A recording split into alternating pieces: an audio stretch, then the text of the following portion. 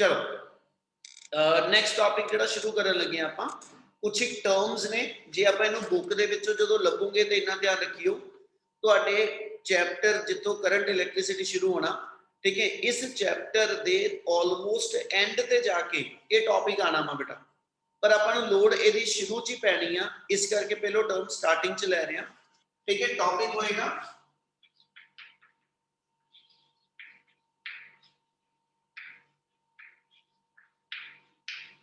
Electromotive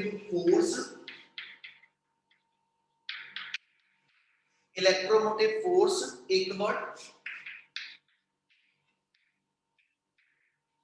terminal potential difference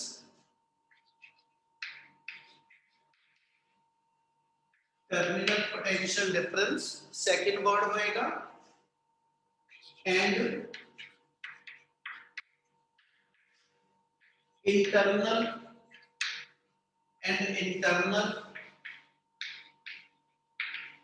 resistance of a cell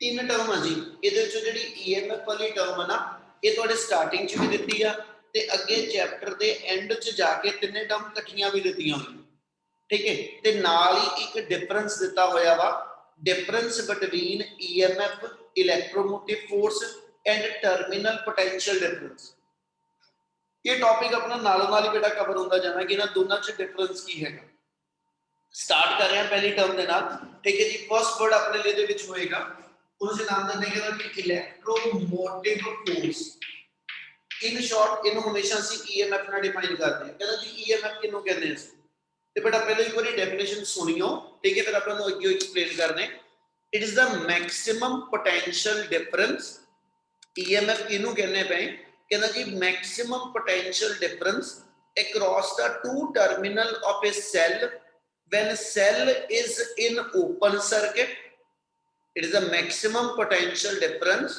across two terminal of a cell when cell is in a open circuit or if cell is connected in a circuit then no current is withdrawn from the cell मतलब की है ਅਸੀਂ ਕਹਿੰਦੇ EMF ਜਿਹਨੂੰ ਇਲੈਕਟ੍ਰੋਮੋਟਿਵ force ਕਹਿੰਦੇ ਪਏ ਇਹ ਬੇਟਾ ਕਿਸੇ ਵੀ ਜਗ੍ਹਾ ਤੇ ਇਹ ਟਰਮ ਮੇਰੀ ਫੋਰਸ ਨੂੰ ਰਿਪਰੈਜ਼ੈਂਟ ਨਹੀਂ ਕਰਦੀ ਨਾਰਮਲੀ ਦਿਮਾਗ 'ਚ ਇੱਕ ਵਰਡ ਆਏਗਾ ਕਿ ਵੀ ਇਲੈਕਟ੍ਰੋਮੋਟਿਵ ਫੋਰਸ ਆ ਜੇ ਫੋਰਸ ਬੋਲਿਆ ਤੇ ਇਹਦਾ ਯੂਨਿਟ ਫੋਰਸ ਵਾਲਾ ਹੋਏਗਾ ਕਹਿੰਦਾ ਨਹੀਂ ਫੋਰਸ ਨਹੀਂ ਹੈਗੀ ठीक है इस टर्म से कहने जी कि ये इलेक्ट्रॉन नु मोटिवेट करदी है पर इलेक्ट्रॉन नु मोटिवेशन मिलदी किदे थ्रू है ठीक है ਅਸੀਂ कहने जी जेड़ा ਤੁਸੀਂ ਕਿਸੇ ਕੰਡਕਟਰ ਦੇ ਦੋ ਐਂਡ ਦੇ ਅਕ੍ਰੋਸ ਪੋਟੈਂਸ਼ੀਅਲ ਡਿਫਰੈਂਸ ਅਪਲਾਈ ਕਰੋਗੇ ਹੈ ਨਾ ਉਹ ਇਲੈਕਟ੍ਰੋਨ ਨੂੰ ਮੋਟੀਵੇਟ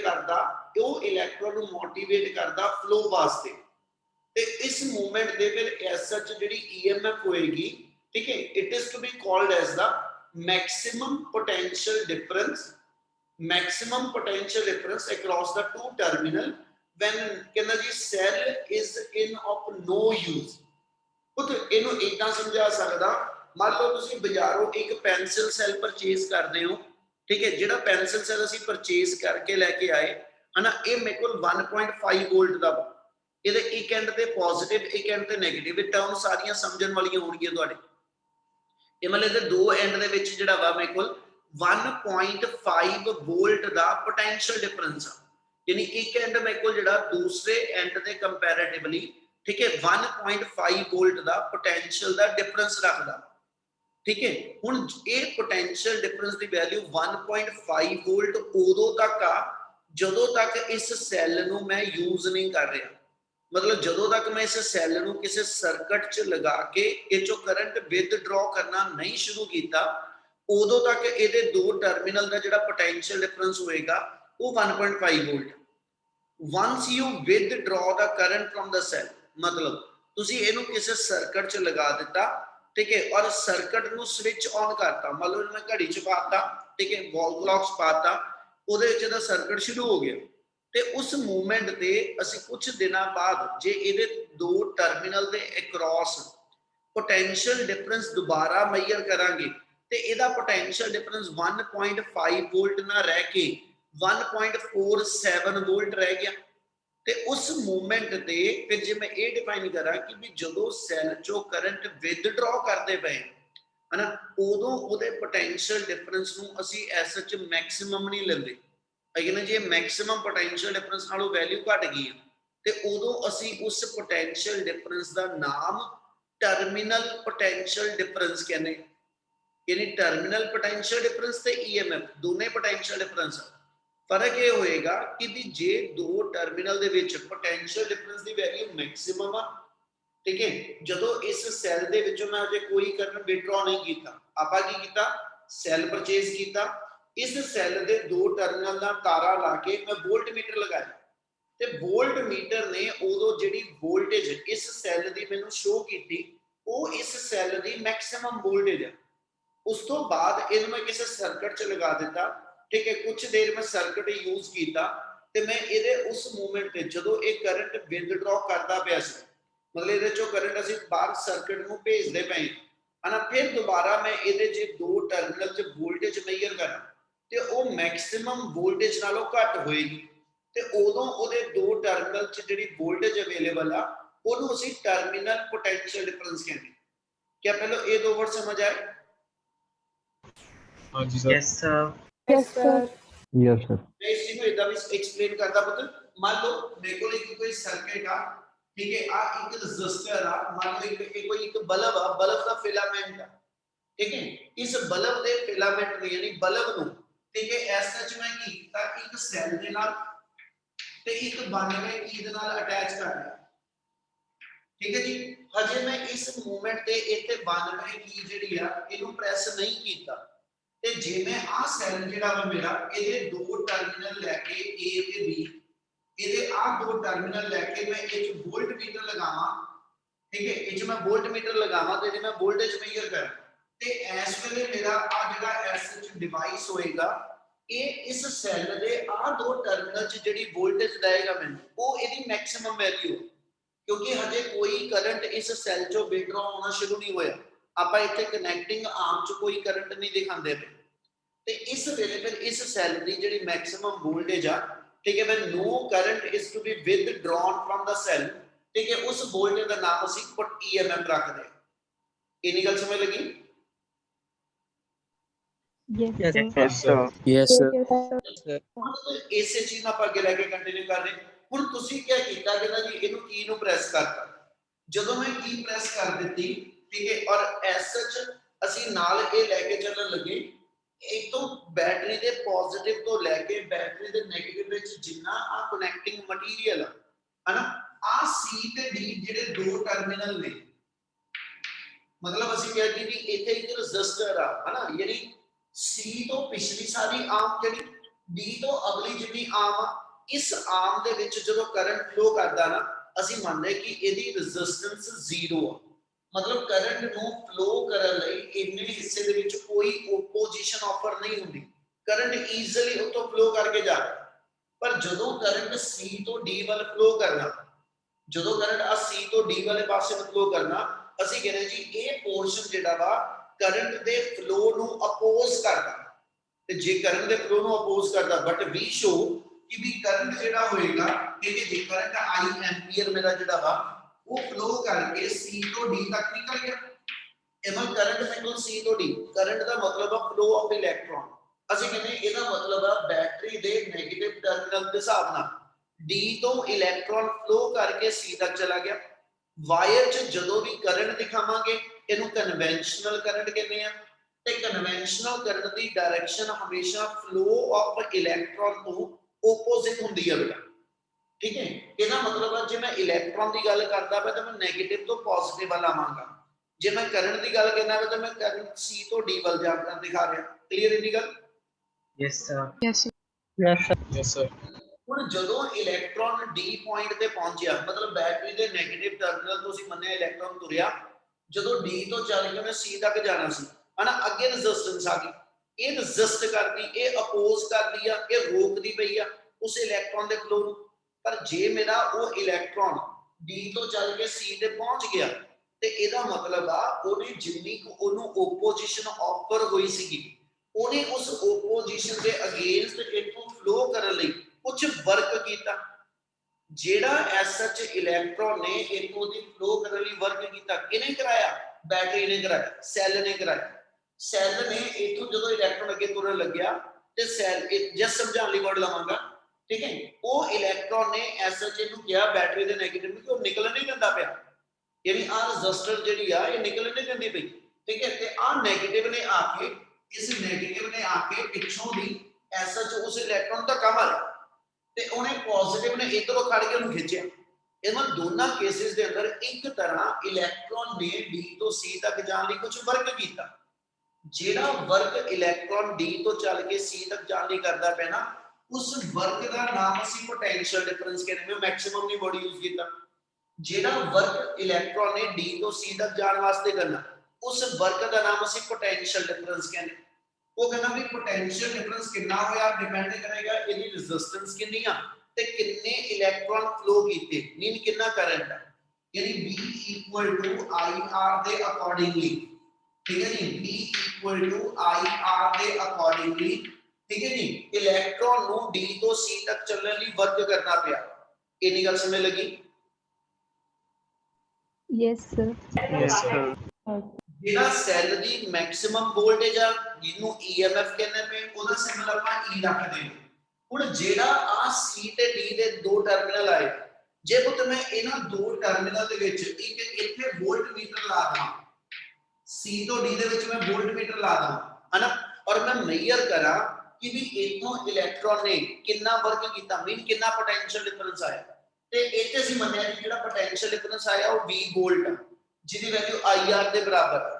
ਤੇ ਜੇ ਇਸ ਵੇਲੇ ਸੈੱਲ ਦੇ ਪੋਜ਼ਿਟਿਵ ਤੋਂ ਲੈ ਕੇ C ਤੱਕ, ਸੈੱਲ ਦੇ ਨੈਗੇਟਿਵ ਤੋਂ ਲੈ ਕੇ D ਤੱਕ ਕਨੈਕਟਿੰਗ ਵਾਇਰ 'ਚ ਇਲੈਕਟ੍ਰੋਨ ਨੂੰ ਨਿਕਲਣ ਵਾਸਤੇ ਕੋਈ ਵਰਕ ਨਹੀਂ ਕਰਨਾ ਪਿਆ, ਤੇ ਇਹਦਾ ਮਤਲਬ ਜਿੰਨਾ ਵਰਕ ਇਲੈਕਟ੍ਰੋਨ ਨੂੰ C ਤੋਂ D ਦੇ ਕ੍ਰਾਸ ਕਰਨਾ ਪਿਆ ਕਰੰਟ ਨੂੰ ਫਲੋ ਕਰਨ ਵਾਸਤੇ, ਠੀਕ ਹੈ, ਤੇ ਜਿੰਨਾ ਬੈਟਰੀ ਦੀ ਕੈਮੀਕਲ એનર્ਜੀ ਕੰਜ਼ਿਊਮ ਹੋਈ ਆ, ਇਹ ਦੋ ਚੀਜ਼ਾਂ ਆਪਸ ਵਿੱਚ ਇਕੁਅਲ।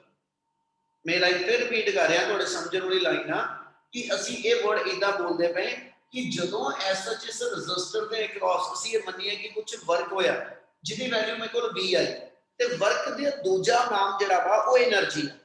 ਜੇ ਮੇਰੇ ਐਸਐਚ ਇਸ ਬਲਬ ਦਾ ਫਿਲਾਮੈਂਟ ਜਿਹੜਾ ਵਾ ਹਨਾ ਉਹ ਐਸਐਚ ਹੀਟ ਹੋ ਗਿਆ, ਇਹਦਾ ਮਤਲਬ ਇਸ ਬਲਬ ਦੇ ਫਿਲਾਮੈਂਟ 'ਚ ਜਿੰਨੀ ਹੀਟ એનર્ਜੀ ਬਣੀ ਆ ਕਰੰਟ ਦੇ ਫਲੋ ਨੂੰ ਬਣਾ ਕੇ ਰੱਖਣ ਲਈ, ਤੇ ਜਿੰਨੀ ਦੂਜੇ ਪਾਸੇ ਬੈਟਰੀ ਦੀ ਕੈਮੀਕਲ એનર્ਜੀ ਕੰਜ਼ਿਊਮ ਹੋਈ ਆ, ਅਸੀਂ ਕਹਿੰਦੇ ਜੀ according to law of conservation of energy, ਜਿੰਨਾ ਬੈਟਰੀ ਨੇ ਕਰੰਟ ਦੇ ਫਲੋ ਨੂੰ ਮੇਨਟੇਨ ਕਰਨ ਲਈ ਵਰਕ ਕੀਤਾ, ਯਾਨੀ ਆਪਣੀ ਕੈਮੀਕਲ એનર્ਜੀ ਕੰਜ਼ਿਊਮ ਕੀਤੀ, ਤੇ ਜਿੰਨੀ ਇੱਥੇ ਤੁਹਾਡੀ ਹੀਟ એનર્ਜੀ ਬਣੀ ਆ, ਇਹ ਦੋਨੋਂ ਚੀਜ਼ਾਂ ਆਪਸ ਦੇ ਵਿੱਚ ਇਕੁਅਲ ਆ, ਕਿਉਂਕਿ ਅਸੀਂ ਮੰਨਦੇ ਪਏ ਕਨੈਕਟਿੰਗ ਵਾਇਰ ਦੇ ਵਿੱਚ ਕਿਤੇ ਵੀ એનર્ਜੀ ਦਾ ਕੋਈ ਲਾਸ ਨਹੀਂ।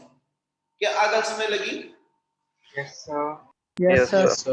यानी इस कंडीशन के अंदर जे इस कंडीशन के अंदर चलिए ते V ਦੀ ਵੈਲਿਊ E ਦੇ ਇਕੁਅਲ ਹੈ। E ਇਲੈਕਟ੍ਰਿਕ ਫੀਲਡ ਨਹੀਂ ਹੈਗਾ, E ਇਸ ਵੇ EMF ਦਾ ਸਿੰਬਲ, ਇਹਨੂੰ ਐਪਸਾਈਲਨ ਨਾਲ ਵੀ ਲਿਖਿਆ ਹੋ ਸਕਦਾ, ਇਹ ਪਰਮਿਟਿਵਿਟੀ ਦਾ ਸਿੰਬਲ ਨਹੀਂ ਹੋਣਾ ਇਸ ਚੈਪਟਰ 'ਚ, ਇਹ EMF ਲਈ ਜਿਹੜਾ ਸਿੰਬਲ ਇਹ E ਨੂੰ ਇਸ ਹਿਸਾਬ ਨਾਲ ਵੀ ਆਪਾਂ ਦੱਸ ਸਕਦੇ, ਠੀਕ ਹੈ। ਸਿੰਬਲ ਕੋਈ ਵੀ ਹੋਏਗਾ, ਸਮਾਲ E ਵੀ ਜਿਹੜਾ ਵਾ ਉਹ ਵੀ ਯੂਜ਼ ਹੋਏਗਾ, ਇਹਨਾਂ 'ਚ ਕੋਈ ਵੀ ਸਿੰਬਲ ਯੂਜ਼ ਹੋ ਜਾਂਦਾ।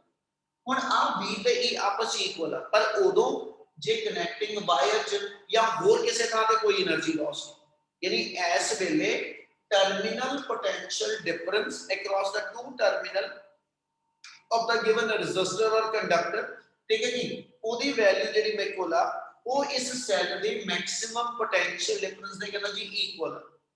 ਇਹ ਆਪਸ ਇਕੁਅਲ ਉਦੋਂ ਤੱਕ ਜੇ ਹੋਰ ਕਿਤੇ ਕੋਈ એનર્ਜੀ ਲਾਸ ਨਹੀਂ। ਹੁਣ ਮੈਂ ਅਗਲੀ ਟਰਮ ਐਡ ਕਰਨ ਲੱਗਿਆ internal resistance of a cell, लेकिन उस तो पहले एक टर्म और ऐड कर दवा दोबारा इस चीज को लेके इलेक्ट्रोमोटिव फोर्स। कहता पुੱਤ ਆਪਾਂ ਇਹ ਵਰਡ ਕਿਉਂ ਲਿਖਦੇ ਪਏ ਇਲੈਕਟ੍ਰੋਮੋਟਿਵ ਫੋਰਸ ਨੂੰ? ਉਹ ਕਹਿੰਦਾ ਕਿ ਵੀ ਬੇਸਿਕਲੀ ਕੀ ਹੁੰਦਾ ਜਦੋਂ ਆਪਾਂ ਐਸਐਚ ਕਿਸੇ ਕੰਡਕਟਰ ਦੇ ਦੋ ਐਂਡ ਦੇ ਕ੍ਰਾਸ ਅਸੀਂ ਐਸਾ ਸਰਕਟ ਕੰਪਲੀਟ ਕਰਦੇ ਹਾਂ। ਮੈਂ ਇੱਕ ਐਗਜ਼ਾਮਪਲ ਦੇਣਾ, ਉਹਨਾਂ ਗੱਲ ਤੋਂ ਜ਼ਿਆਦਾ ਬੈਟਰ ਕਲੀਅਰ ਹੋ ਜਾਏਗੀ। ਅਸੀਂ ਕਹਿੰਦੇ ਕਿ ਵੀ ਜਦੋਂ ਤੁਸੀਂ ਐਸਐਚ ਮੇਰੇ ਮੰਨ ਲਓ ਘਰ ਜਿੱਥੇ ਮੈਂ ਖੜਾ ਵਾਂ ਇੱਥੇ ਸਵਿਚ ਲੱਗਾ ਹੋਇਆ ਤੇ ਬਲਬ ਮੇਰੇ ਘਰ ਤੋਂ ਐਸਐਚ 1 ਕਿਲੋਮੀਟਰ ਦੂਰ ਲੱਗਾ ਹੋਇਆ, ਤਾਰ ਅਸੀਂ ਜੋੜੀ ਹੋਈ ਹੈ। ਮੈਂ ਜਿੱਦੇ ਇਧਰੋਂ ਸਵਿਚ ਆਨ ਕੀਤਾ 1 ਕਿਲੋਮੀਟਰ ਦੂਰ ਵਾਲਾ ਬਲਬ ਇੱਕਦਮ ਜਗ ਪਿਆ, ਤੇ ਕਿਆ ਮੈਂ ਇਹ ਮੰਨਾਂ ਕਿ ਇੱਕ ਸੈਕਿੰਡ ਵੀ ਕੀ, ਠੀਕ ਹੈ, ਵਿਦ नो टाइम इलेक्ट्रॉन इस एंड तो फ्लो करके दूसरे एंड पे पहुंच गया?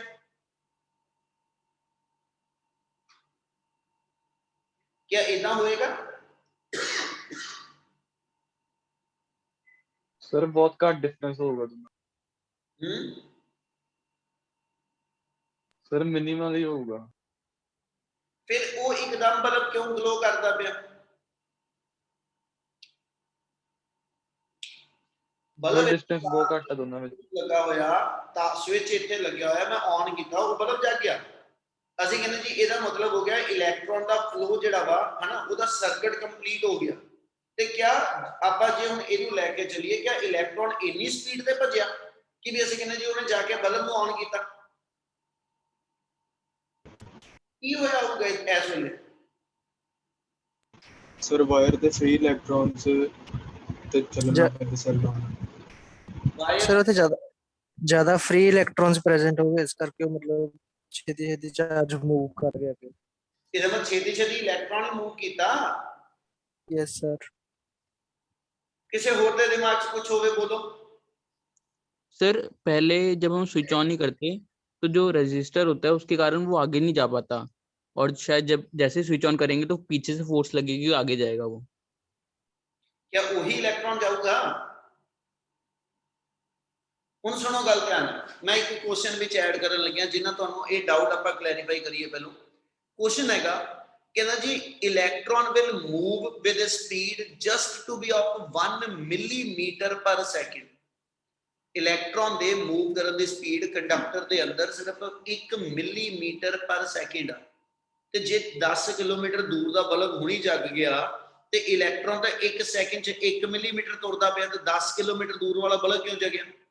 ਤੇ ਬੇਟੇ ਇਸ ਚੀਜ਼ ਨੂੰ ਸਮਝਾਉਣ ਦਾ ਇੱਕ ਮੈਥਡ ਆਪਾਂ ਇਦਾਂ ਲੈਂਦੇ ਆ ਕਿ ਜਿੱਦਾਂ ਤੁਹਾਡੇ ਕੋਲ ਮੰਨ ਲਓ ਪਾਣੀ ਦੀ ਪਾਈਪ ਲਾਈ ਹੋਵੇ ਆਪਾਂ ਟੂਟੀ ਦੇ ਨਾਲ, ਠੀਕ ਹੈ, ਜਿੱਦਾਂ ਔਰ ਤੁਹਾਡੀ ਪਾਈਪ 'ਚ ਤੁਸੀਂ ਉਸ ਤੋਂ ਪਹਿਲਾਂ ਇੱਕ ਵਾਰੀ ਪਾਣੀ ਲਾ ਚੁੱਕੇ ਸੀਗੇ ਆਪਣੇ ਬੂਟਿਆਂ ਨੂੰ। ਹੁਣ ਜਿੱਦਾਂ ਹੀ ਤੁਸੀਂ ਪਾਣੀ ਔਨ ਕਰਦੇ ਹੋ ਤੇ ਉਹਦੇ ਵਿੱਚ ਟੈਪ ਤੋਂ ਇੱਕ ਡ੍ਰੌਪ ਜਿਹੜਾ ਵਾ ਉਹ ਉਸ ਪਾਈਪ ਦੇ ਵਿੱਚ ਡਿੱਗਿਆ, ਤੇ ਕਿਆ ਇਹ ਉਹੀ ਡ੍ਰੌਪ ਆ ਜਿਹੜਾ ਵਿੱਚ ਡਿੱਗਿਆ ਤੇ ਜਿਹੜਾ ਦੂਜੇ ਪਾਸਿਓਂ ਬਾਹਰ ਨਿਕਲਿਆ? No sir. ਨੋ ਸਰ ਨਹੀਂ ਕਰੰਟ ਅੱਗੇ ਪਾਸ ਕਰ ਦੇਗਾ। ਇਹਦਾ ਮਤਲਬ ਅਸੀਂ ਇਹ ਲੈਨੇ ਕਿ pipe is full of water molecule, ਤੇ ਜਿਹੜੀ ਪਾਈਪ ਮੇਰੀ ਫੁੱਲ ਆਫ ਵਾਟਰ ਮੋਲੀਕਿਊਲ ਆ, ਹੋਇਆ ਇਹ ਕਿ ਜਿਹੜਾ ਇੱਕ ਡ੍ਰੌਪ ਇੱਕ ਐਂਡ ਤੋਂ ਡਿੱਗਿਆ ਹਨਾ, ਉਹਨੇ ਅਗਲੇ ਡ੍ਰੌਪ ਤੇ ਅਗਲੇ ਨੇ ਅਗਲੇ ਤੇ ਅਗਲੇ ਨੇ ਅਗਲੇ ਨੇ ਅਗਲੇ ਨੇ ਅਗਲੇ ਨੇ, ਠੀਕ ਹੈ ਜੀ, ਲਾਸਟ ਵਾਲੇ ਡ੍ਰੌਪ ਤੱਕ ਇਹਦੇ ਫੋਰਸ ਲੱਗ ਗਈ। ਤੇ ਜਦੋਂ ਹਰ ਡ੍ਰੌਪ ਨੇ ਅਗਲੇ ਡ੍ਰੌਪ ਤੇ ਫੋਰਸ ਲਗਾਈ, ਉਹਦੇ ਨਾਲ ਇੱਕ ਡ੍ਰੌਪ ਜਿਹੜਾ ਦੂਜੇ ਐਂਡ ਤੇ ਸੀਗਾ ਉਹਦਾ ਸਰਕਟ ਪੂਰਾ ਹੋ ਗਿਆ, ਉਹਦਾ ਪਾਥ ਪੂਰਾ ਹੋ ਗਿਆ, ਉਹ ਐਸਐਚ ਪਾਈਪ ਦੇ ਮੂੰਹ ਤੇ ਹੀ ਬੈਠਾ ਸੀ, ਉਹ ਨਾਲ ਹੀ ਬਾਹਰ ਨਿਕਲ ਆਇਆ। In the similar way we are considering कि your conductor, ठीक है जी, ਜਿਹੜੀ ਵਾਇਰ ਆ ਕਨੈਕਟਿੰਗ ਵਾਇਰ ਜਿਹੜੀ ਆ ਉਹ ਮੇਰੇ ਕੋਲ ਕੰਡਕਟਿੰਗ ਮਟੀਰੀਅਲ ਤੋਂ ਬਣੀ ਹੈ, ਤੇ we are considering that conducting wire is full of electrons.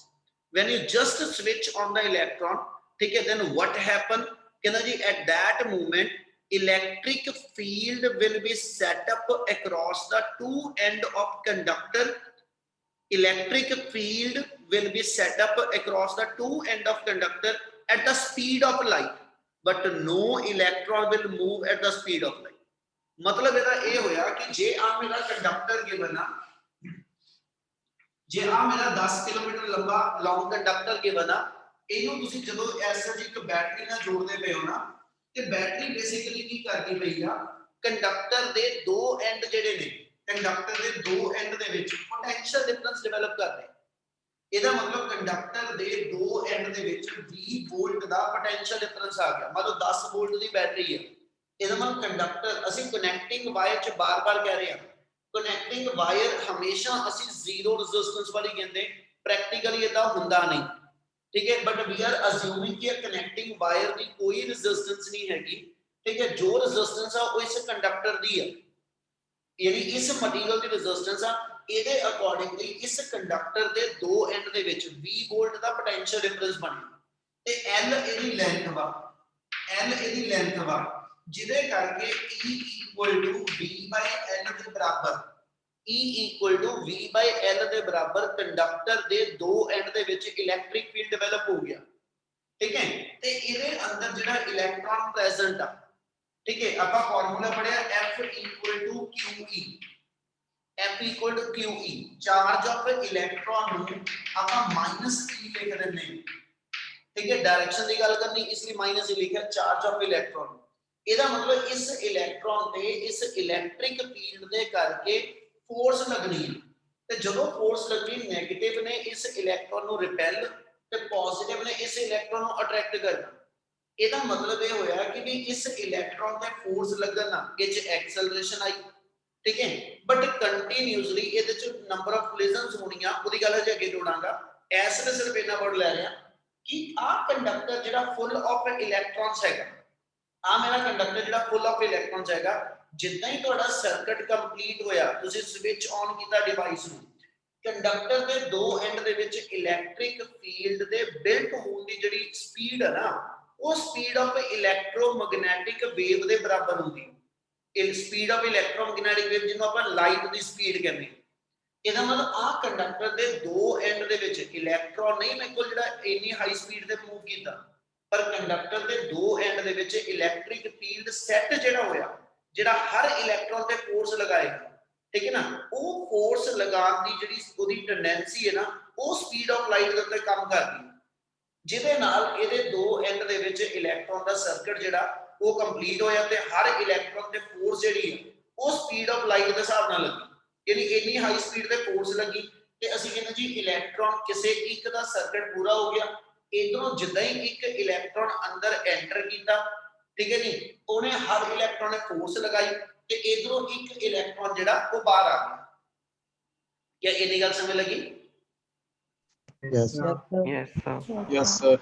ਬੱਚੇ ਜਦੋਂ ਅਸੀਂ ਇਹ ਕਹਿੰਦੇ ਪਏ ਕਿ ਵੀ ਇਲੈਕਟ੍ਰੋਨ ਤੇ ਫੋਰਸ ਲੱਗਦੀ ਪਈ ਆ ਹਨਾ ਤੇ ਫੋਰਸ ਲਾਈ ਕਿਨੇ ਕਹਿੰਦਾ ਜੀ ਆਹ ਕੰਡਕਟਰ ਦੇ ਦੋ ਐਂਡ 'ਚ ਜਿਹੜਾ ਪੋਟੈਂਸ਼ੀਅਲ ਡਿਫਰੈਂਸ ਆ ਤੇ ਇਸ ਪੋਟੈਂਸ਼ੀਅਲ ਡਿਫਰੈਂਸ ਦੀ ਮੈਕਸਿਮਮ ਵੈਲਿਊ ਦਾ ਨਾਮ ਅਸੀਂ EMF ਰੱਖਦੇ ਪਏ ਕਿ EMF ਵਾਲਾ ਵਰਡ ਸਮਝ ਆਇਆ ਬੇਟਾ Yes, sir. Yes, sir. Yes, sir. ਆਪਾਂ ਗੱਲ ਕਰਦੇ ਜਿਹਦਾ ਨਾਮ ਇੰਟਰਨਲ ਰੈਜ਼ਿਸਟੈਂਸ internal resistance ਕਿਹਨੂੰ ਕਹੀਏ ਕਹਿੰਦਾ ਜੀ it is the resistance offered by the electrolyte and electrodes of the cell ਇਹਦਾ ਕੀ ਮਤਲਬ ਹੋਇਆ ਵੀ ਕਹਿੰਦਾ ਜਿਹੜੀ ਬੈਟਰੀ ਜਿਹੜਾ ਸੈੱਲ ਤੁਸੀਂ ਇੱਥੇ ਲਾਣੇ ਪਏ ਇਹਦਾ ਆਪਾਂ ਸਿੰਬੋਲਿਕਲੀ ਇੱਕ ਵੱਡੀ ਤੇ ਇੱਕ ਛੋਟੀ ਲਾਈਨ ਦਿਖਾ ਦਿੱਤੀ ਅਸਲ 'ਚ ਜਿਹੜਾ ਸੈੱਲ ਇੱਥੇ ਲੱਗਾ ਵਾ ਜਿਹਨੂੰ ਆਪਾਂ ਸੈੱਲ ਕਹਿੰਦੇ ਪਏ ਆ ਸੈੱਲ ਕੁਝ ਇਸ ਵੇ ਦਾ ਹੋਏਗਾ ਸੈੱਲ ਮੇਰਾ ਕੁਝ ਇਸ ਵੇ ਦਾ ਹੋਏਗਾ ਜਿਹਦੇ ਵਿੱਚ ਮੈਨੂੰ ਕੀ ਹੋਏਗਾ ਇੱਕ ਇਲੈਕਟ੍ਰੋਲਾਈਟ ਫਿਲ ਕੀਤਾ ਹੋਇਆ ਯਾਨੀ ਇਹਦੇ ਵਿੱਚ ਇੱਕ ਇਲੈਕਟ੍ਰੋਲਾਈਟ ਫਿਲ ਆ ਠੀਕ ਹੈ ਇਧਰੋਂ ਇੱਕ ਰੋਡ ਜਿਹੜੀ ਆ ਜਿਹਦਾ ਆਪਾਂ ਗੱਲ ਕੀਤੀ ਸੀ ਕਾਪਰ ਦੀ ਹੋਗੀ ਇਧਰੋਂ ਇੱਕ ਰੋਡ ਮੇਰੀ ਜਿਹੜੀ ਆ ਉਹ ਮੰਨ ਲਓ ਜ਼ਿੰਕ ਰੋਡ ਹੋਗੀ ਠੀਕ ਹੈ ਆਹ ਦੋ ਟਰਮੀਨਲ ਜਿਹੜੇ ਨੇ ਇਹਦੇ ਵਿੱਚ ਮੇਰੇ ਕੋਲ ਐਸਐਚ ਇੱਕ ਐਂਡ ਹਾਈ ਪੋਟੈਂਸ਼ੀਅਲ ਤੇ ਆ ਇੱਕ ਐਂਡ ਮੇਰਾ ਲੋ ਪੋਟੈਂਸ਼ੀਅਲ ਤੇ ਹੈ ਇੰਨੀ ਗੱਲ ਸਮਝ ਲੱਗ ਰਹੀ Yes, sir. Yes, sir. ਸਮਝਿਓ ਗੱਲ ਇਹਦਾ ਮਤਲਬ ਇਸ ਇਲੈਕਟ੍ਰੋਲਾਈਟ ਦੇ ਅੰਦਰ ਆਪਾਂ ਗੱਲ ਕਰ ਰਹੇ ਸੀਗੇ ਕਿ ਮੇਰੇ ਕੋਲ ਮੰਨ ਲਓ ਹਾਈਡਰੋਜਨ ਆਇਨ ਤੇ ਮੇਰੇ ਕੋਲ ਸਲਫੇਟ ਆਇਨ ਹੁਣ ਪੁੱਤ ਜਦੋਂ ਇਹਦੇ ਅੰਦਰ ਮੇਰੇ ਕੋਲ ਇਦਾਂ ਦੇ ਕਿੰਨੇ ਸਾਰੇ ਹਾਈਡਰੋਜਨ ਆਇਨ ਤੇ ਸਲਫੇਟ ਆਇਨ ਇੱਕ ਮੋਲੀਕਿਊਲ ਟੁੱਟੇ ਤੇ ਦੋ ਹਾਈਡਰੋਜਨ ਆਇਨ ਤੇ ਇੱਕ ਸਲਫੇਟ ਆਇਨ ਹੈ ਇਦਾਂ ਦੇ ਇੱਕ ਮੋਲ ਦੇ ਬਰਾਬਰ ਵੀ ਮੋਲੀਕਿਊਲ ਟੁੱਟ ਗਏ ਤੇ ਇਹਦੇ ਵਿੱਚ ਮੇਰੇ ਕੋਲ heavy amount of positive and negative ion available ਅਸੀਂ ਕਿਹਾ ਸੀਗਾ ਕਿ these ion move towards their respective electrode ਤੇ ਇਹ ਆਇਨ ਆਪਣੀ ਇਹਨਾਂ ਰਿਸਪੈਕਟਿਵ ਇਲੈਕਟ੍ਰੋਡ ਵੱਲ ਮੂਵ ਕਰਦੇ ਆ ਤੇ ਜਦੋਂ ਇਹਨਾਂ ਆਇਨਸ ਨੇ ਇਲੈਕਟ੍ਰੋਲਾਈਟ ਦੇ ਵਿੱਚ ਠੀਕ ਹੈ ਜੀ ਆਪਣੀ ਰਿਸਪੈਕਟਿਵ ਇਲੈਕਟ੍ਰੋਡਸ ਵੱਲ ਮੂਵ ਕਰਨਾ ਤੇ ਇਹਨਾਂ ਰਿਸਪੈਕਟਿਵ ਇਲੈਕਟ੍ਰੋਡਸ ਨੇ ਤੇ ਇਸ ਇਲੈਕਟ੍ਰੋਲਾਈਟ ਨੇ ਇਹਨਾਂ ਆਇਨ ਦੀ ਮੋਸ਼ਨ ਨੂੰ ਅਪੋਜ਼ ਵੀ ਕਰਨਾ ਇਹਦਾ ਮਤਲਬ ਮੇਰੇ ਕੋਲ ਇਹ ਹੋ ਗਿਆ ਕਿ ਜਿਹੜੇ ਇਹਦੇ ਅੰਦਰ ਜਦੋਂ ਹਾਈਡਰੋਜਨ ਆਇਨ ਮੰਨ ਲਓ ਕੋਈ ਇਹਦੇ ਉੱਤੇ ਸਟੋਰ ਹੋਣ ਜਾਂਦਾ ਠੀਕ ਹੈ ਨਾ ਤੇ ਇੱਥੇ ਹੋਰ ਜਿਹੜਾ ਹਾਈਡਰੋਜਨ ਆਇਨ ਪਏ ਆ ਉਹ ਰਿਪੈਲ ਵੀ ਕਰਦੇ ਆ ਇਹਦਾ ਮਤਲਬ ਇੱਕ ਚੀਜ਼ ਆ ਗਈ ਕਿ ਵੀ as such electrolyte itself will oppose the movement of positive and negative ion ਠੀਕ ਹੈ ਤੇ ਫਿਰ ਜਦੋਂ ਇਲੈਕਟ੍ਰੋਲਾਈਟ ਇਹਨਾਂ ਆਇਨਸ ਦੀ ਮੂਵਮੈਂਟ ਨੂੰ ਅਪੋਜ਼ ਕਰਦਾ ਹੈ ਨਾ ਤੁਸੀਂ ਕਹਿੰਦੇ ਜੀ that is the resistance offered to the movement of an ion by the electrolyte, ਹੈ ਨਾ। ਤੇ ਜਿਹੜੀ ਆਪਾਂ ਬਾਹਰ ਰੈਜ਼ਿਸਟਰ ਲਾਈ ਆ, ਰੈਜ਼ਿਸਟਰ ਵੀ ਕੁਝ ਏਦਾਂ ਹੀ ਕਰਦੀ, ਉਹ ਇਲੈਕਟ੍ਰੋਨ ਦੇ ਫਲੋ ਨੂੰ ਅਪੋਜ਼ ਕਰਦੀ। ਅਸੀਂ ਕਿਹਾ ਕਿ ਵੀ ਜਿਹੜੀ ਵੀ ਓਪੋਜੀਸ਼ਨ ਹੋਏਗੀ, ਹੈ ਨਾ, ਜਿਹੜੀ ਵੀ ਓਪੋਜੀਸ਼ਨ ਹੋਏਗੀ ਫਲੋ ਆਫ ਚਾਰਜ ਵਾਸਤੇ, ਉਹਨੂੰ ਅਸੀਂ ਰੈਜ਼ਿਸਟੈਂਸ ਕਹਿੰਦੇ। ਇਹਦਾ ਮਤਲਬ ਇਹਦੇ ਅੰਦਰ ਵੀ ਕੀ ਹੋ ਰਿਹਾ, ਇਲੈਕਟ੍ਰੋਲਾਈਟ ਜਿਹੜਾ ਹੈਗਾ ਵਾ, ਤੇ ਜਿਹੜੀਆਂ ਇਲੈਕਟ੍ਰੋਡਸ ਨੇ, ਇਲੈਕਟ੍ਰੋਡ ਦੀ ਗੱਲ ਹੁਣੀ ਜੋੜਾਂਗਾ, ਇਹ ਇਲੈਕਟ੍ਰੋਡਸ ਤੇ ਇਲੈਕਟ੍ਰੋਲਾਈਟ ਮਿਲ ਕੇ ਆਇਨ ਦੀ ਮੂਵਮੈਂਟ ਨੂੰ ਲਿਕੁਇਡ ਦੇ ਅੰਦਰ ਅਪੋਜ਼ ਕਰਦੀਆਂ, ਸੈੱਲ ਦੇ ਅੰਦਰ ਅਪੋਜ਼ ਕਰਦੀਆਂ। ਫਿਰ ਜਿਹੜੀ ਉਹ ਰੈਜ਼ਿਸਟੈਂਸ ਲਿਕੁਇਡ ਇਲੈਕਟ੍ਰੋਲਾਈਟ ਆਫਰ ਕਰਦਾ ਨਾ, ਉਹਨੂੰ ਅਸੀਂ ਨਾਮ ਦਿੰਦੇ ਹਾਂ ਕਿ that is called as a internal resistance। क्या पहले इतना वर्ड समझ आया? Yes sir. एक्सटर्नल रेजिस्टेंस ਨੂੰ ਜਦੋਂ ਸ਼ੋ ਕਰਾਂਗੇ ਕੈਪੀਟਲ ਆਰ ਨਾਲ ਸ਼ੋ ਕਰੀਦਾ ਬੇਟਾ। ਇੰਟਰਨਲ ਰੈਜ਼ਿਸਟੈਂਸ ਜਦੋਂ ਸ਼ੋ ਅਪ ਕਰਾਂਗੇ ਹਮੇਸ਼ਾ ਉਹਦਾ ਸਿੰਬਲ ਸਮਾਲ ਆਰ ਹੋਏਗਾ। ਯਾਨੀ small r is the internal resistance offered by the electrolyte as well as the electrode. ਇਹਨਾਂ ਦੀ ਆਪਾਂ ਇਹਦੀ ਇੱਕ ਐਗਜ਼ਾਮਪਲ ਦਿੰਦੇ ਹਾਂ, ठीक है, जिन्हें तो मैं ज्यादा बेटर क्लियर करांगा। मान लो तुहाडे कोल दो सैल वा, एक मेरे को ड्यूरासेल यानी एक वधिया कंपनी का सैल हो गया ड्यूरासेल, ते एक मान लो मेरे को कोई चाइनीज जिहा सैल हो गया, ठीक है। दो सैल मेरे को अवेलेबल है, दोनों सैल्स दे विच असीं की करदे पए, ठीक है जी, कुछ किसी सर्किट च मान लो घड़ी च आपां दोनों सैल पाते ते असीं नोट कीता कि जिहड़ा चाइनीज सैल है ना वो 2 4 5 10 15 दिनों बाद मुक गया, दूजा सैल मेरे को चली जाता। जे हुण मैं दोनों का डिफरेंस लवां तां डिफरेंस कित्थे, ਅਸੀਂ ਕਿਹਾ ਜੀ ਜਿਹੜਾ ਐਸ ਸੱਚ ਚਾਈਨੀਜ਼ ਸੈੱਲ ਹੈ ਨਾ ਉਹ ਚ ਕਮੀ ਇਹ ਆ ਕਿ ਜਿਹੜਾ ਇਲੈਕਟ੍ਰੋਲਾਈਟ ਉਹ ਯੂਜ਼ ਕਰਦੇ ਆ ਉਹਦੀ ਕਨਸੈਂਟ੍ਰੇਸ਼ਨ ਥੋੜੀ ਹੈ। ਮਤਲਬ ਜਿਹੜਾ ਸਲਫਿਊਰਿਕ ਐਸਿਡ ਉਹਨਾਂ ਨੇ ਵਿੱਚ ਪਾਇਆ ਉਹ ਡਾਇਲੂਟਡ ਪਾਇਆ ਵਾ, ਠੀਕ ਹੈ, ਕਨਸੈਂਟ੍ਰੇਟਡ ਨਹੀਂ ਪਾਇਆ, ਠੀਕ ਹੈ, ਤਾਂ ਕਿ ਉਹਦੀ ਕਾਸਟਿੰਗ ਘਟ ਜਾਵੇ। ਜਿਹੜੀਆਂ ਇਲੈਕਟ੍ਰੋਡ ਕਾਪਰ ਜ਼ਿੰਕ ਦੀਆਂ ਉਹਨਾਂ ਨੇ ਯੂਜ਼ ਕੀਤੀਆਂ ਉਹ ਬਿਲਕੁਲ ਪਿਓਰ ਨਹੀਂ ਹੈਗੀਆਂ। ਇਹ ਇਲੈਕਟ੍ਰੋਡਸ ਮੇਰੀਆਂ ਜਿਹੜੀਆਂ ਨੇ ਇੰਪਿਓਰ ਨੇ, मतलब ਜਿਹੜੀ ਕਾਪਰ ਮੈਂ ਰੋਡ ਇੱਥੇ ਯੂਜ਼ ਕਰਦਾ ਪਿਆ ਉਹਦੇ ਤੇ ਕੁਝ ਇੰਪਿਓਰਿਟੀਜ਼ ਹੈਗੀਆਂ ਨੇ, ਤੇ ਹੁੰਦਾ ਕੀ ਆ ਕਿ ਜਿਹੜੀਆਂ ਇਸ ਇਲੈਕਟ੍ਰੋਡ ਦੇ ਵਿੱਚ ਇੰਪਿਓਰਿਟੀਜ਼ ਨੇ, ਹਨਾ, ਉਹ ਵੀ ਇਹਨਾਂ ਆਇਨਸ ਨਾਲ ਰਿਐਕਟ ਕਰਨੀਆਂ ਸ਼ੁਰੂ ਕਰ ਦਿੰਦੀਆਂ। ਇਹਦਾ ਮਤਲਬ ਮੇਰਾ ਇਲੈਕਟ੍ਰੋਲਾਈਟ ਜਿਹੜਾ ਹੈਗਾ ਵਾ, ਹਨਾ, ਜਿਹੜੇ ਮੇਰਾ ਇਲੈਕਟ੍ਰੋਲਾਈਟ ਆ ਉਹਨੂੰ ਨਾਲੋਂ ਨਾਲ ਜਿਹੜੇ ਇਹਦੇ ਅੰਦਰ ਇੰਪਿਓਰਿਟੀ ਐਟਮ ਨੇ ਉਹ ਕੰਜ਼ਿਊਮ ਕਰੀ ਜਾਂਦੇ, ਜਿਹਦੇ ਕਰਕੇ ਇਸ ਇਲੈਕਟ੍ਰੋਲਾਈਟ ਦੀ ਕਨਸੈਂਟ੍ਰੇਸ਼ਨ ਹੋਰ ਵੀਕ ਹੋਈ ਜਾਂਦੀ ਪਈ। फिर ਅਸੀਂ ਕਹਿੰਦੇ ਜੀ ਇਸ ਚੀਜ਼ ਤੇ ਵੀ ਡਿਪੈਂਡ ਕਰਦਾ ਕਿ ਜਿਹੜੀਆਂ ਇਲੈਕਟ੍ਰੋਡਸ ਨੇ ਇਹਨਾਂ ਚ ਡਿਸਟੈਂਸ ਕਿੰਨਾ, ਜਿੰਨਾ ਲੌਂਗਰ ਗੈਪ ਹੋਏਗਾ ਇਹਨਾਂ ਇਲੈਕਟ੍ਰੋਡਸ ਦੇ ਅੰਦਰ, ਇਹਦਾ ਮਤਲਬ ਆ ਉਨੀ ਆਇਨ ਦੀ ਮੂਵਮੈਂਟ ਨੂੰ ਲੌਂਗ ਪਾਥ ਫੋਲੋ ਕਰਨਾ ਪਏਗਾ ਤੇ ਉਨੀ ਰੈਜ਼ਿਸਟੈਂਸ ਆਫਰ ਹੋਣ ਦੇ ਚਾਂਸਸ ਜਿਹੜੇ ਉਹ ਵੱਧ ਜਾਂਦੇ ਆ। ਕਿ ਇੰਨੀ ਗੱਲ ਸਮਝ ਲੱਗਦੀ ਪਈ? Yes sir. Yes. So the term Yes, sir. internal resistance of a cell ਕਿਹਨੂੰ ਕਿਹਾ ਆਪਾਂ? It is the resistance offered by the ਕਹਿੰਦਾ ਜੀ electrolyte and electrode of a cell, ठीक है। सो ਜਿਹੜੀ resistance ਫਿਰ ਇਹਨੇ ਆਫਰ ਕੀਤੀ ਉਹਨੂੰ ਅਸੀਂ internal resistance ਕਹਿੰਦੇ। ਹੁਣ ਆਪਾਂ ਗੱਲ ਵਾਪਸ ਆਪਣੇ ਵਾਲੇ ਸਰਕਟ 'ਚ ਜਾ ਕੇ ਕਰੀਏ, ਠੀਕ ਹੈ। ਜਦੋਂ ਤੁਹਾਡੇ ਕੋਲ ਉੱਪਰ ਵਾਲੇ ਸਰਕਟ 'ਚ ਵਾਪਸ ਆ ਰਿਹਾ, ਆਪਾਂ ਕਿਹਾ ਸੀ ਕਿ ਇਹਦੇ ਅਕ੍ਰੋਸ ਬਣਨ ਵਾਲੀ ਵੋਲਟੇਜ ਯਾਨੀ ਜਿਹੜਾ ਪੋਟੈਂਸ਼ੀਅਲ ਡਿਫਰੈਂਸ ਆ, ਜਿਹੜਾ ਵਰਕ ਵਾ, ਅਨੰਤ ਜਿਹੜੀ ਸੈੱਲ ਦੀ ਮੈਕਸਿਮਮ ਪੋਟੈਂਸ਼ੀਅਲ ਡਿਫਰੈਂਸ ਦੀ ਵੈਲਿਊ, ਇਹ ਆਪਾਂ ਕਿਹਾ ਸੀ ਆਪਸ ਵਿੱਚ ਇਕੁਅਲ। ਪਰ ਇਹ ਉਦੋਂ ਤੱਕ ਇਕੁਅਲ ਆ ਜੇ ਇਹਦੇ ਤੋਂ ਇਲਾਵਾ ਹੋਰ ਕੋਈ ਰੈਜ਼ਿਸਟੈਂਸ ਸਰਕਟ ਦੀ ਨਹੀਂ। ਬਟ ਇਫ ਵੀ ਸ਼ੋ ਕਿ ਵੀ ਮੇਰੇ ਕੋਲ ਜਿਹੜੀ ਐਸਐਚ ਸਰਕਟ ਦੇ ਅੰਦਰ ਇੱਕ ਐਕਸਟਰਨਲ ਰੈਜ਼ਿਸਟਰ ਲੱਗੀ, ਇੱਕ ਮੇਰਾ ਜਿਹੜਾ ਆਪਣਾ ਸੈੱਲ ਗਿਵਨ ਆ, ਇੱਕ ਜਿਹੜਾ ਮੇਰੇ ਕੋਲ ਸੈੱਲ ਗਿਵਨ ਆ, ਇਹਦੀ ਵੀ ਰੈਜ਼ਿਸਟੈਂਸ ਹੈਗੀ, ਤੇ ਜਿਹੜੀ ਸੈੱਲ ਦੀ ਰੈਜ਼ਿਸਟੈਂਸ ਹੁੰਦੀ ਆ ਉਹਨੂੰ ਆਪਾਂ ਸ਼ੋ ਅਪ ਕਰਨਾ, ਤੇ ਸਿੰਬੋਲਿਕਲੀ ਇਹਨੂੰ ਸ਼ੋ ਕਰਨ ਵਾਸਤੇ ਸੈੱਲ ਦੇ ਉੱਪਰ ਦਿਖਾ ਦਿਓ, ਨਹੀਂ ਤਾਂ ਇਹਨੂੰ ਭਾਵੇਂ ਤੁਸੀਂ ਇੱਥੇ ਦਿਖਾ ਦਿਓ, ਕਿਸੇ ਵੀ ਇੱਕ ਥਾਂ ਤੇ ਇਹਨੂੰ ਤੁਸੀਂ ਸ਼ੋ ਅਪ ਕਰ ਸਕਦੇ ਹੋ, ठीक है। ਇੱਥੇ ਸ਼ੋ ਅਪ ਕਰੋ ਜਾਂ ਇਸ ਆਰਮ ਤੇ ਦਿਖਾ ਦਿਓ, both are the same. Internal resistance ਹਮੇਸ਼ਾ ਅਸੀਂ ਸਮਾਲ ਆਰ ਨਾਲ ਰਿਪਰੈਜ਼ੈਂਟ ਕਰਦੇ, ਦੋ ਥਾਂ ਤੇ ਨਹੀਂ ਆਣੀ, ਠੀਕ ਹੈ, ਇੱਕੋ ਥਾਂ ਤੇ ਦਿਖਾਣੀ, ਭਾਵੇਂ ਇੱਥੇ ਮੰਨੋ ਤੇ ਭਾਵੇਂ ਇੱਥੇ ਮੰਨੋ, ਠੀਕ ਹੈ ਜੀ। ਔਰ ਉਹਦੀ ਪ੍ਰਾਪਰਟੀ ਇਹ ਹੋਏਗੀ, ਇੰਪੋਰਟੈਂਟ ਲਾਈਨ, ਇੰਟਰਨਲ ਰੈਜ਼ਿਸਟੈਂਸ ਜਦੋਂ ਵੀ ਐਕਸਟਰਨਲ ਰੈਜ਼ਿਸਟੈਂਸ ਨਾਲ ਅਟੈਚ ਹੋਣੀ ਹੈ ਤੇ they are always to be attached in a series manner। ਇਹਦੇ 10 ਮੇਰੀਆਂ ਰੈਜ਼ਿਸਟੈਂਸ ਐਕਸਟਰਨਲ ਲੱਗੀਆਂ ਹੋਣ, ਇਹਦੇ 10 ਰੈਜ਼ਿਸਟੈਂਸ ਸੀਰੀਜ਼ ਪੈਰਲਲ ਮਿਕਸ ਕੁਝ ਵੀ ਲੱਗੀਆਂ, ਉਹਨਾਂ ਸਾਰਿਆਂ ਦੀ ਮਿਲਾ ਕੇ ਜਿਹੜੀ ਇੱਕ ਰੈਜ਼ਿਸਟਰ ਬਣੇਗੀ ਨਾ, ਉਹ ਰੈਜ਼ਿਸਟਰ ਇਸ ਇੰਟਰਨਲ ਰੈਜ਼ਿਸਟੈਂਸ ਨਾਲ ਹਮੇਸ਼ਾ ਸੀਰੀਜ਼ ਦੇ ਵਿੱਚ ਅਟੈਚ ਹੁੰਦੀ, ਯਾਨੀ ਇਹਨਾਂ ਦੇ ਵਿੱਚ ਜਿਹੜਾ ਕਰੰਟ ਹੋਏਗਾ that remains same। ਕੀ ਇੰਨੀ ਗੱਲ ਕਲੀਅਰ ਆ? Yes, sir. हाँ जी सर। ਉਸ ਤੋਂ ਬਾਅਦ ਕਹਿੰਦਾ ਜੀ ਅਸੀਂ ਕਹਿੰਦੇ ਕਿ ਜਦੋਂ ਸਰਕਟ ਬੇਟਾ ਮੇਰੇ ਕੋਲ ਆ ਵਾਲਾ ਆ ਗਿਆ, ਅਸੀਂ ਕਹਿੰਦੇ ਜੀ ਅਸੀਂ T ਪ੍ਰੈਸ ਕਰ ਦਈਏ। ਹੁਣ ਜਦੋਂ ਸਰਕਟ ਦੇ ਅੰਦਰ ਕਰੰਟ ਫਲੋ ਕਰਨਾ ਸ਼ੁਰੂ ਹੋਏਗਾ, ਜਦੋਂ ਸਰਕਟ 'ਚ ਕਰੰਟ ਫਲੋ ਕਰਨਾ ਸ਼ੁਰੂ ਹੋਏਗਾ ਤੇ 20 ਪੁਆਇੰਟ ਜਿੰਨੇ ਵੋਲਟ ਦੀ ਆ ਬੈਟਰੀ ਆ, ਮੰਨ ਲਓ 10 ਵੋਲਟ ਦੀ ਬੈਟਰੀ ਆ, ਤੇ ਇਹਦੀ ਆਪਣੀ ਇੰਟਰਨਲ ਰੈਜ਼ਿਸਟੈਂਸ ਦੇ ਕਰਕੇ ਜਦੋਂ ਇਹਦੇ ਅੰਦਰ ਕਰੰਟ ਨੇ ਫਲੋ ਕਰਨਾ ਸ਼ੁਰੂ ਕਰਨਾ, ਉਹਨੂੰ ਇਸ ਰੈਜ਼ਿਸਟੈਂਸ ਦੇ ਅਗੇਂਸਟ ਵੀ ਵਰਕ ਕਰਨਾ ਪਏਗਾ ਤੇ ਐਕਸਟਰਨਲ ਰੈਜ਼ਿਸਟੈਂਸ ਦੇ ਅਗੇਂਸਟ ਵੀ ਕਰਨਾ ਪਏਗਾ। ਜਿਹੜਾ ਐਕਸਟਰਨਲ ਰੈਜ਼ਿਸਟੈਂਸ ਦੇ ਅਗੇਂਸਟ ਵਰਕ ਕੀਤਾ ਉਹਨੂੰ ਅਸੀਂ V = IR ਲਿਖ ਦਿੰਦੇ, ਠੀਕ ਹੈ। ਤੇ ਜਿਹੜਾ ਇਸ ਰੈਜ਼ਿਸਟਰ ਦੇ ਕ੍ਰਾਸ ਉਹਨੇ ਵਰਕ ਕੀਤਾ ਇਹਨੂੰ ਅਸੀਂ SH ਇਹਨੂੰ V1 ਲਿਖ ਦੋ, ਇਹਨੂੰ V2 ਲਿਖ ਦੋ, I * R ਲਿਖ ਦਿੰਦੇ। क्या ਇੰਨੀ ਗੱਲ ਸਮਝ ਲੱਗੀ? Yes sir. Yes sir. ਜਿਹੜੀ ਬੈਟਰੀ ਦੀ ਟੋਟਲ ਵੋਲਟੇਜ ਆ ਉਹਨੂੰ EMF ਯਾਨੀ ਅਸੀਂ E ਲਿਖਦੇ ਪਏ, ਤੇ ਜੇ ਮੈਂ ਕਨਜ਼ਰਵੇਸ਼ਨ ਆਫ એનર્ਜੀ ਦੇ ਨਾਲ ਸੋਚਾਂ, ਜਿੰਨਾ ਇਸ ਵੇਲੇ ਇਹਨਾਂ ਦੋਨਾਂ ਰੈਜ਼ਿਸਟਰ ਚੋਂ ਕਰੰਟ ਨੂੰ ਫਲੋ ਕਰਨ ਲਈ ਵਰਕ ਕਰਨਾ ਪਿਆ ਬੇਟਾ, ਹਨਾ, ਉਹ ਮਿਲਾ ਕੇ ਕੱਢ ਲਓ ਕਿੰਨਾ ਵਰਕ ਇਹਦੇ ਕ੍ਰਾਸ ਤੇ ਕਿੰਨਾ ਵਰਕ ਇਹਦੇ ਕ੍ਰਾਸ, ਤੇ ਵਰਕ ਸਕੇਲਰ ਆ, ਇਸ ਲਈ ਸਿੰਪਲੀ ਇਹਨਾਂ ਦੋਨਾਂ ਦੇ ਵਰਕ ਐਡ ਕਰ ਲਓ। ਇਹਦਾ ਮਤਲਬ ਜਿੰਨੀ ਵੀ ਉਹ ਮੇਰੀ SH ਵਰਕ ਡਨ ਦੀ ਵੈਲਿਊ ਆ ਯਾਨੀ V1 + V2, ਇਹ ਮਿਲਾ ਕੇ SH ਮੇਰੀ ਟੋਟਲ ਬੈਟਰੀ ਦੇ ਵਰਕ ਦੇ ਇਕੁਅਲ ਹੋ। Yes sir.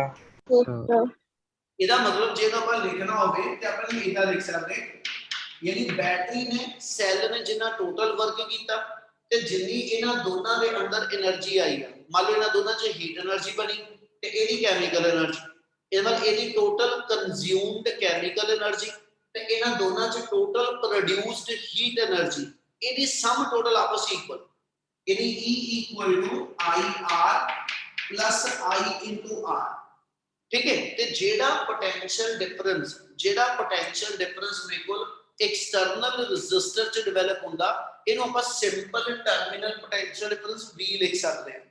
ਮਤਲਬ ਇਹਨੂੰ ਮੈਂ ਜੇ V ਲਿਖ ਲਵਾਂ ਤੇ therefore E = V + IR, ਤੇ ਜੇ ਮੈਂ ਇਥੋਂ ਟਰਮੀਨਲ ਪੋਟੈਂਸ਼ੀਅਲ ਡਿਫਰੈਂਸ ਦੀ ਵੈਲਿਊ ਕੱਢਣੀ ਆ, ਮਤਲਬ ਜਿਹੜੀ ਵੋਲਟੇਜ ਆ ਮੇਰੇ ਕੋਲ ਦੋ ਟਰਮੀਨਲ 'ਚ ਅਵੇਲੇਬਲ ਹੋਏਗੀ,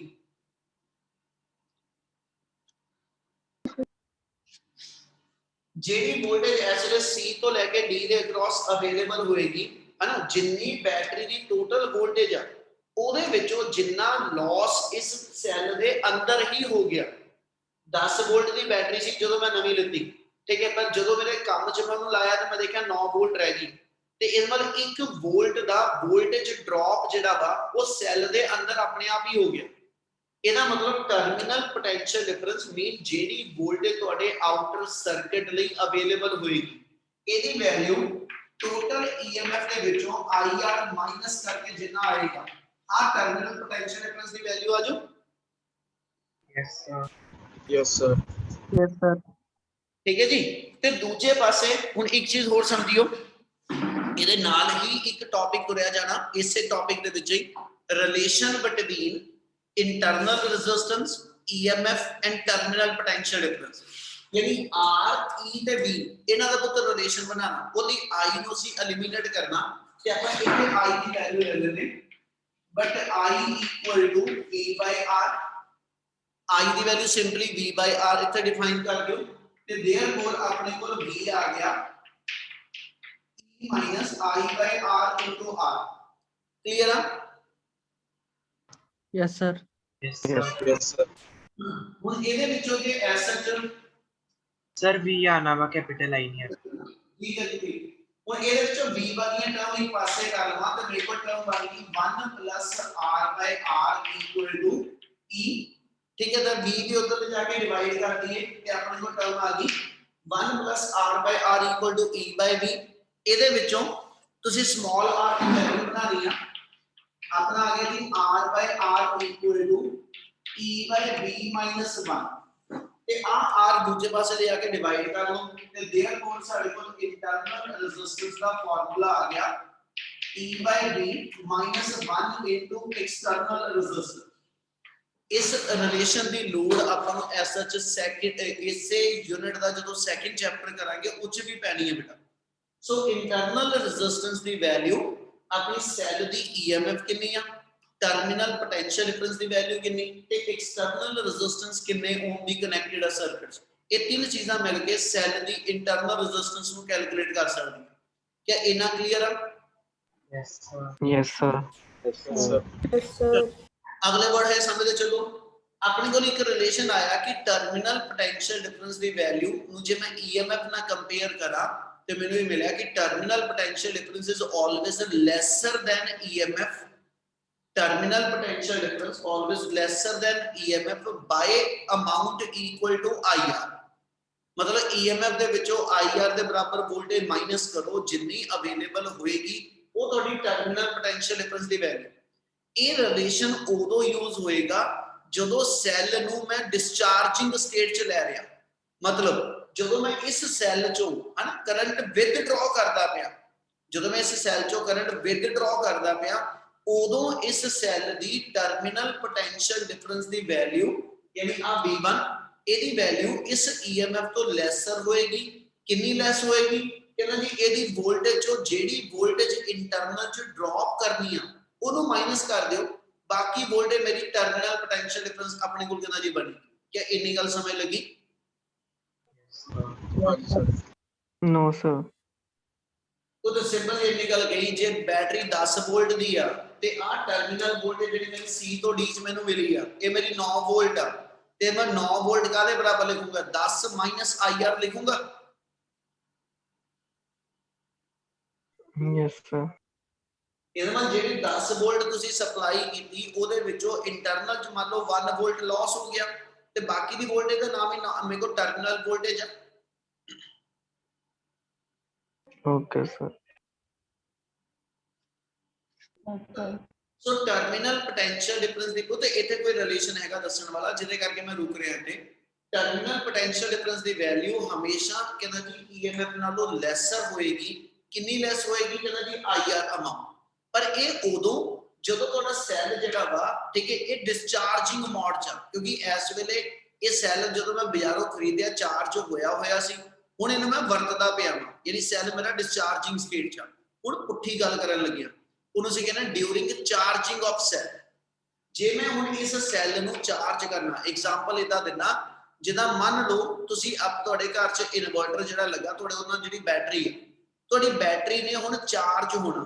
ਪਹਿਲਾਂ ਉਹ ਬੈਟਰੀ ਡਿਸਚਾਰਜ ਹੁੰਦੀ ਵੀ ਸੀ ਹੁਣ ਅਸੀਂ ਬੈਟਰੀ ਚਾਰਜ ਕਰਨ ਲੱਗੇ ਤੇ ਜਦੋਂ ਬੈਟਰੀ ਚਾਰਜ ਕਰਨੀ ਆ ਅਸੀਂ ਉਹਨੂੰ ਐਸਚ ਮੇਨ ਪਲੱਗ ਤੇ ਲਾਤਾ ਜਾਂ ਉਹਨੂੰ ਮੈਂ ਪੰਜਾਬੀ 'ਚ ਇਦਾਂ ਕਹਿਣਾ ਮੇਰੀ ਬੈਟਰੀ 12 ਵੋਲਟ ਦੀ ਤੇ ਇਹਨੂੰ ਮੈਂ 100 ਵੋਲਟ ਦੀ ਇੱਕ ਵੱਡੀ ਬੈਟਰੀ ਨਾਲ ਜੋੜ ਦਿੱਤਾ ਤੇ ਜਦੋਂ ਇਹਨੂੰ ਮੈਂ ਵੱਡੀ ਬੈਟਰੀ ਜਿਹਨੂੰ ਮੈਂ ਚਾਰਜਰ ਕਹਿ ਸਕਦਾ ਜਦੋਂ ਇਹਨੂੰ ਮੈਂ ਇੱਕ ਚਾਰਜਰ ਦੇ ਨਾਲ ਜੋੜ ਦਿੱਤਾ ਉਦੋਂ ਇਹ ਰਿਲੇਸ਼ਨ ਐਸ ਸੱਚ ਨਹੀਂ ਰਹਿਣਾ। ਉਦੋਂ ਇਸ ਰਿਲੇਸ਼ਨ 'ਚ ਚੇਂਜ ਆਣੀ ਆ।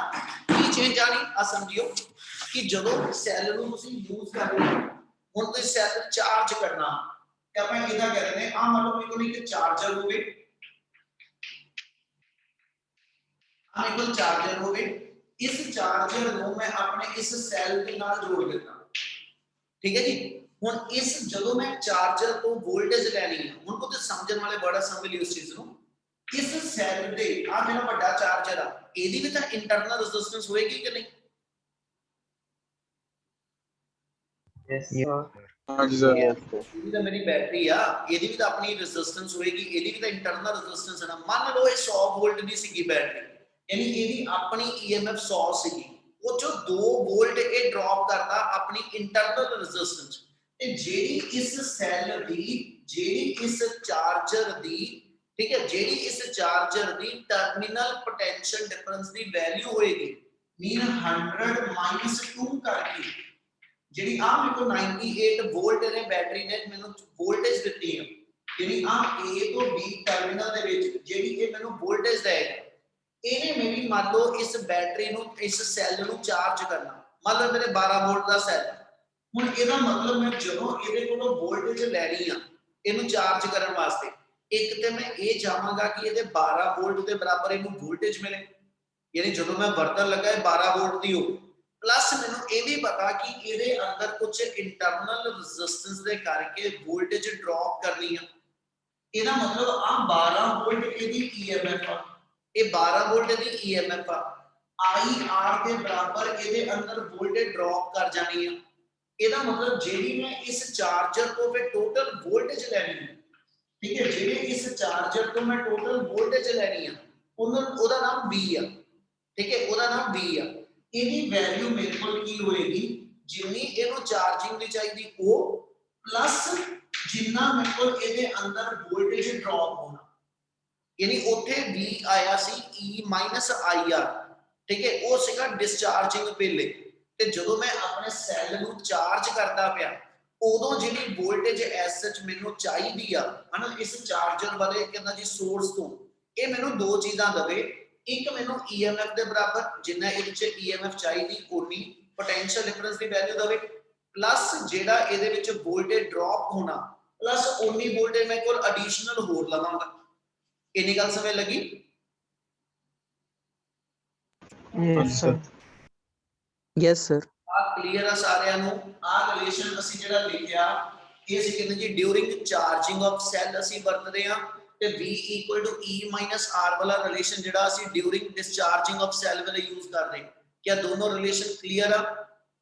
Sir during Yes, sir. Charging वाला करा दो एक बार, ड्यूरिंग चार्जिंग वाला E+ IR वाला। ਅਸੀਂ ਪਹਿਲਾਂ ਦੱਸਦਾ ਤਾਂ ਪਿਆ ਵਾਂ ਕਿ ਜੇ ਤੁਹਾਡੇ ਇਨਵਰਟਰ ਦੀ 12 ਵੋਲਟ ਦੀ ਬੈਟਰੀ ਆ, ਅਸੀਂ ਮੇਨ ਪਲੱਗ ਜਿੱਥੇ ਲਾਇਆ ਉਥੋਂ 220 ਵੋਲਟ ਆ ਰਿਹਾ, ਤੇ ਅਸੀਂ ਇਹ ਚਾਹਾਂਗੇ ਕਿ ਜਿਹੜੇ 220 ਵੋਲਟ ਵਿੱਚੋਂ ਮੈਨੂੰ 12 ਵੋਲਟ ਦੀ ਇੱਕ ਸਪਲਾਈ ਮਿਲੇ ਬੈਟਰੀ ਦੇ ਚਾਰਜਿੰਗ ਲਈ, ਪਲੱਸ ਜਿੰਨਾ ਉਹ ਚ ਵੋਲਟੇਜ ਡ੍ਰੌਪ ਹੋਣ ਵਾਲੀ ਆ, ਯਾਨੀ ਜਿੰਨਾ ਉਹਨੇ ਲਾਸ ਕਰਨਾ ਨਾਲੋਂ ਨਾਲ 12 ਵੋਲਟ ਜਿਵੇਂ ਕੋ ਨਿਕਲੇ 12 ਵੋਲਟ, ਤੇ ਮੈਨੂੰ ਇਹ ਪਤਾ ਕਿ ਇਹਦੀ ਇੰਟਰਨਲ ਰੈਜ਼ਿਸਟੈਂਸ ਦੇ ਕਰਕੇ 1-2 ਵੋਲਟ ਦੇ ਅੰਦਰ ਡ੍ਰੌਪ ਹੀ ਹੋ ਜਾਣੇ, ਇਹ ਮਤਲਬ ਮੇਰੀ ਬੈਟਰੀ ਫੁੱਲ ਚਾਰਜ ਤੇ ਹੋਈ ਨਹੀਂ, ਠੀਕ ਹੈ। Yes sir. ਇਹਦਾ ਮਤਲਬ ਫਿਰ ਮੈਂ ਐਸਾ ਚ ਜਦੋਂ ਇਹਨੂੰ ਫੁੱਲ ਚਾਰਜ ਕਰਨਾ ਤੇ ਮੈਂ ਇਹਨੂੰ 12 ਵੋਲਟ ਪੂਰੇ ਚਾਹੀਦੇ ਦੇ ਲਈ, ਪਲੱਸ ਮੈਨੂੰ ਪਤਾ ਕਿ ਇਹਨੇ 1 ਵੋਲਟ ਮੇਰੇ ਕੋਲ ਜਿਹੜਾ ਡ੍ਰੌਪ ਵੀ ਕਰ ਜਾਣਾ, ਇਹਦਾ ਮਤਲਬ ਮੈਂ ਉਹ 1 ਜਾਂ 1.5 ਵੋਲਟ ਜਿੰਨਾ ਵੀ ਆ ਉਹ ਵੀ ਤਾਂ ਮੈਂ ਐਸਾ ਇਸ ਚਾਰਜਰ ਦੇ ਕੋਲੇ ਲੈਣਾ ਚਾਹੂੰਗਾ। Yes sir. ਇਸ ਲਈ ਕਿ ਜਿਹੜਾ ਚਾਰਜਿੰਗ ਵੇਲੇ ਮੇਰੇ ਕੋਲ ਸਰਕਟ ਹੋਏਗਾ, ਇਕੁਏਸ਼ਨ ਹੋਏਗੀ, ਉਹ ਚ EMF IR ਹੋਏਗਾ ਟਰਮੀਨਲ ਵੋਲਟੇਜ ਦਾ ਰਿਲੇਸ਼ਨ, ਤੇ ਜਦੋਂ ਡਿਸਚਾਰਜਿੰਗ ਜਿਹੜਾ ਕਿ ਮੈਕਸਿਮਮ ਯੂਜ਼ ਹੋਏਗਾ, ਠੀਕ ਹੈ, ਉਹ ਮੇਰੇ ਕੋਲ ਟਰਮੀਨਲ ਵੋਲਟੇਜ ਦੀ ਵੈਲਿਊ EMF ਚੋਂ IR ਘੱਟ ਹੋਏਗੀ। क्या ਇੰਨੀ ਗੱਲ ਕਲੀਅਰ? Yes sir.